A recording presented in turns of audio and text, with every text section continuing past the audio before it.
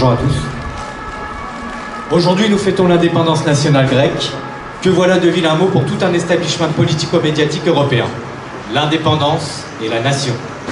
Si nous osions ajouter les termes de patrie, frontière ou souveraineté nationale, toute une meute de chiens de garde hurlerait au repli sur soi, au remugle nationaliste et guerrier, au péril populiste qu'il serait impérieux de faire taire, cela sans jamais tenir compte que leur adhésion totale et militante au traité nous enclavant dans l'UE et l'OTAN achèvera de nous amener à la Troisième Guerre mondiale tôt ou tard. À l'ère nucléaire, restaurer l'autodétermination des peuples en Europe et la garantir partout dans le monde n'est plus seulement affaire de démocratie et de contrat social, c'est aussi une somme de responsabilité collective pour 197 nations, dont 5 en particulier partageant le privilège écrasant de siéger au Conseil de sécurité de l'ONU et de décider par conséquent de la paix et de la guerre à travers la planète. La France en fait partie. Et si j'appelle à la révolution, c'est que je considère que nous, Français, avons bien un rôle majeur à jouer tant en Europe que dans le reste du monde pour assurer et promouvoir la paix générale. Notre responsabilité en tant que peuple est par conséquent titanesque, car sur nos votes, notre vigilance citoyenne et au besoin notre révolte, repose la possibilité de contraindre des intérêts prédateurs à ne plus pouvoir faire couler des rivières de sang en toute impunité, notamment au Moyen-Orient et en Afrique. Restaurer l'autodétermination des peuples en Europe, je le répète, n'est plus seulement un enjeu démocratique et social, c'est un enjeu de paix et de stabilité dans le monde. Il nous suffit de constater que les eurocrates de Bruxelles et de Strasbourg ne se sont jamais insurgés contre la propagande de guerre à l'encontre de la Libye, la Syrie ou la Russie.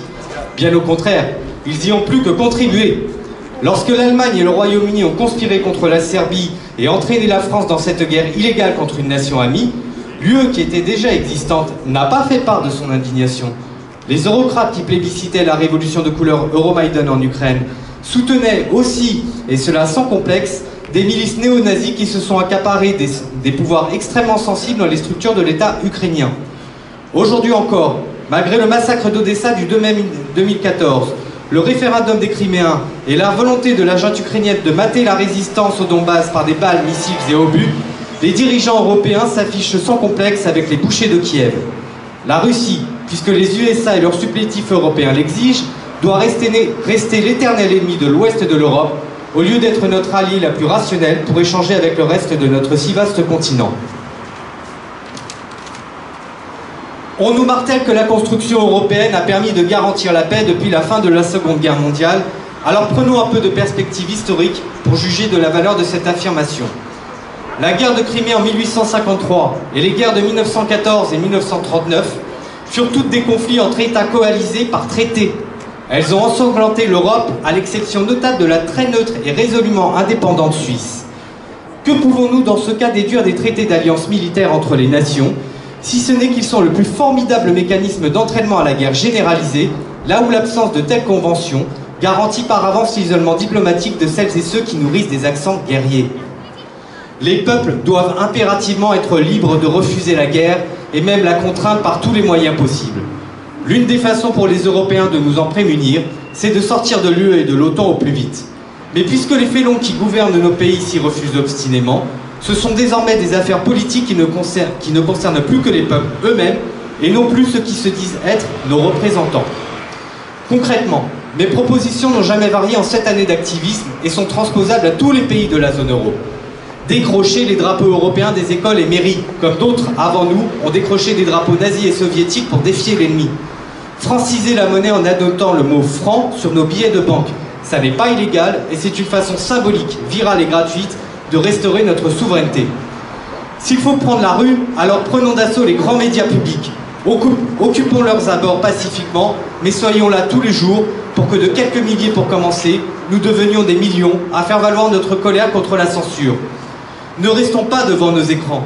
Ne nous glosons pas de nos débats intellectuels pour nous considérer comme des grains de sable dans les rouages de l'idéologie européiste, si notre résistance n'est rien d'autre qu'un entre-soi bavard et sans portée opérationnelle. Rappelons qu'aucune pédagogie populaire n'a généré de révolution ces dernières décennies et que nous n'avons d'ailleurs plus le temps pour cela. Soyons des minorités agissantes extrêmement actives et résolues. Mais la révolution suppose nécessairement de contester la légitimité de celles et ceux qui nous gouvernent, tout autant qu'elle se doit d'être en mesure de pourvoir à leur remplacement. Alors plutôt que des programmes politiques réclamant des centaines d'heures de débat et des tentatives d'alliance de partis éternellement bancales ou jamais accomplies, mettons-nous d'accord sur un gouvernement idéal. Je vous propose Jacques Sapir à l'économie, Franck Lepage à l'instruction publique et Étienne Chouard à la constituante. Et j'ai des dizaines d'autres noms en tête pour d'autres ministères. Vous en aurez certainement tout autant à proposer. C'est précisément sur cette question politique que nous devons débattre. Les visages d'intellectuels, politiciens et lanceurs d'alerte appréciés incarnent et symbolisent de nombreuses idées à même de rassurer des partisans auparavant incapables de se fédérer sur un programme et ou un leader commun. Un gouvernement provisoire que l'on plébiscite pourra nous mettre d'accord sur une vision politique générale et défendre nos idéaux auprès des médias, ambassades et institutions régaliennes de l'État sans nous imposer un unique et utopique fédérateur commun. Reste donc la question de l'éviction de l'oligarchie régnante du moment. En France comme en Grèce, nous jouissons de disposer encore d'un état de droit et de lois réprimant les crimes de haute trahison, de financement du terrorisme, de crimes contre l'humanité, de corruption et moult autres atteintes aux intérêts fondamentaux de la nation. Atteintes qui ne peuvent être le fait que de hauts responsables politiques, administratifs ou militaires. Je puis vous certifier que M. Macron est un criminel au regard de quelques-unes des lois que j'ai citées, tout comme le sont à bien des égards ses prédécesseurs Nicolas Sarkozy et François Hollande. Les magistrats se taisent et ne peuvent s'autosaisir, le Parlement est largement complice de toutes les forfaitures de nos gouvernements passés et présents, et nos journalistes sont à la niche. Là encore, c'est à nous qu'il revient d'instituer les tribunaux populaires dans les salles municipales et les médias alternatifs pour faire le procès des traîtres à la patrie. Puisque ce jour est dédié à nos amis grecs et qu'il faut bien conclure mon allocution, je voudrais citer quelques points à propos de la haute trahison en Grèce ainsi que le droit de résistance qu'elle suppose dans la constitution hellène. Ma première référence ne sera pas très académique puisque je la tire de Wikipédia, mais elle me paraît suffisante pour raviver notre mémoire sur une histoire encore récente de la Grèce. Les colonels Gyros Papadopoulos et Georgios Zoïtakis, deux des meneurs du coup d'État de 1967, furent jugés pour haute trahison en 1975 par la Haute Cour de justice au cours d'un retentissant procès télévisé, à l'issue duquel ils seront condamnés à mort. La peine sera commuée en réclusion à perpétuité. Je pense que l'on peut faire crédit au peuple grec de bien connaître son sujet philosophique et politique en matière de trahison, puisqu'en 404 avant Jésus-Christ, Critias, poète et représentant des oligarques athéniens, conclut un discours accusant de trahison un lanceur d'alerte antique du nom de Théramène sur ces quelques mots. La trahison est plus à craindre qu'une guerre ouverte, parce qu'il est plus difficile de se garantir d'une embûche que d'une attaque. Elle est aussi plus odieuse. On se réconcilie avec des ennemis jurés, on leur donne sa confiance, mais on ne fiche jamais la paix avec l'homme qu'on reconnu traître. Toute confiance est désormais impossible. Aujourd'hui, la constitution grecque s'est nourrie d'une histoire politique prodigieusement riche. Pour avoir lu une bonne vingtaine de textes constitutionnels au moins, je dois reconnaître que malgré ses imperfections, elle garantit certains droits fondamentaux bien mieux encore que notre propre constitution et rappelle en outre le peuple à ses devoirs, ce que n'ont jamais osé faire les rédacteurs de la Constitution du 4 octobre 1958. Laissez-moi ici vous citer quelques alinéas, dont le dernier sonnera comme une conclusion évidente à tous ceux qui l'auront précédé. Article 1er de la Constitution du 9 juin 1975. La souveraineté populaire constitue le fondement du régime politique. Tous les pouvoirs émanent du peuple, existent pour lui et la nation, et ils sont exercés ainsi qu'il est prescrit par la Constitution. Article 25. Les droits de l'homme, en tant qu'individu et en tant que membre du corps social, et le principe de l'État-providence constitutionnel sont garantis par l'État. Tous les agents de l'État sont tenus d'en assurer l'exercice effectif et sans obstacle. L'État a le droit d'exiger de la part de tous les citoyens l'accomplissement de leur devoir de solidarité sociale et nationale. Article 120.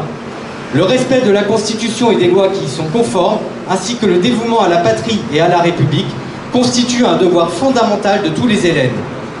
L'usurpation de quelque manière que ce soit de la souveraineté populaire et des pouvoirs qui en découlent est poursuivie dès le rétablissement du pouvoir légitime à partir duquel commence à courir la prescription de ce crime. Et pour conclusion, l'observation de la Constitution est confiée au patriotisme des Hellènes qui ont le droit et le devoir de résister par tous les moyens à quiconque entreprendrait son abolition par la violence. J'espère que chacun d'entre vous, que l'on soit en Grèce, en France ou ailleurs dans le monde, saura y percevoir notre devoir à tous de résister. Je vous remercie pour votre attention.